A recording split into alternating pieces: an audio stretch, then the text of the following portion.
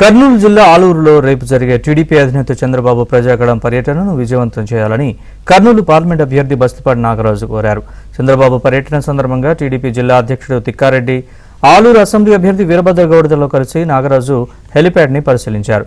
ఈ సందర్భంగా నాగరాజు మాట్లాడుతూ ప్రజాగళం యాత్రలో ప్రధానంగా జిల్లా సమస్యలను చంద్రబాబు దృష్టికి తీసుకొచ్చి వాటి పరిష్కారానికి హామీ తీసుకుంటామని తెలిపారు.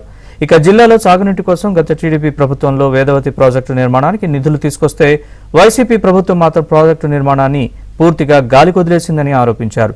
టీడీపీ అధికారంలోకి వస్తే మిషన్ రాయలసీమ ద్వారా వేదవతి, గుండ్రేవుల ప్రాజెక్టుల్ని పూర్తి చేసి సాగు, తాగునీరు అందిస్తామని పేర్కొన్నారు.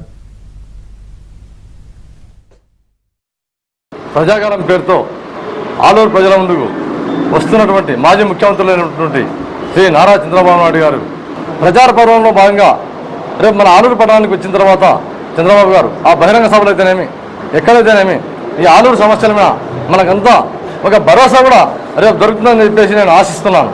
ఎందుకంటే గతంలో తెలుగుదేశం పార్టీ ఉన్నప్పుడు ఈ వేదవతి ప్రాజెక్టును శాంక్షన్ చేసినటువంటి ఘనత తెలుగుదేశం పార్టీదే కావున అది ఈ పరిపాలనలో భాగంగా తెలుగుదేశం పార్టీ తదనంతరం ఈ జగన్మోహన్ రెడ్డి గారు వచ్చిన తర్వాత ఆ ప్రాజెక్టును నేరుగా చేశారు. ఇక్కడికక్కడ ఒక ఇంచు కూడా ఆ పని జరగకుండా ఆపేశారు.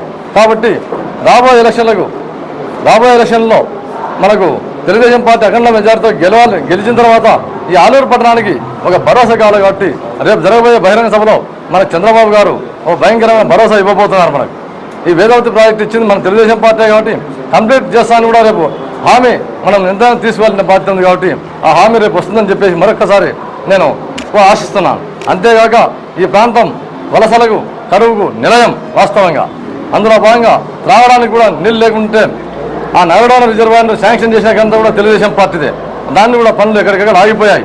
ఇవన్నీ సక్రమంగా జరిగి ఈ సాగునీరు మనకి ప్రతి ఎకరాలు రావాలంటే తెలుగుదేశం పార్టీ రావాల్సిన ఆవశ్యకత ఎంతైనా ఉన్నది.